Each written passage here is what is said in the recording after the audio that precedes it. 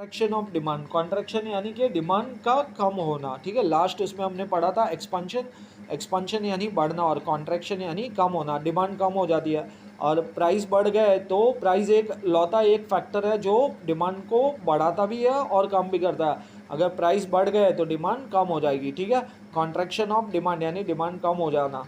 Contraction of demand refers to a fall in demand due to rise in price alone। Price के अकेले बढ़ने से demand का कम हो जाना क्या बताता है, contraction of demand. Other factors like taste, income of the consumer, size of population etcetera remain unchange.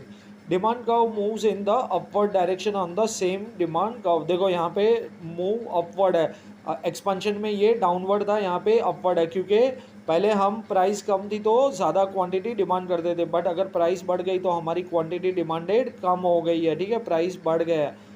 वैसे demand curve moves in the upward direction on the same demand curve. This can be explain with the help of following diagram 3.8। देखो quantity demanded in kgs और price है as shown in figure 3.8। D D is demand curve, D D ये जो है D D ये line ये demand curve है।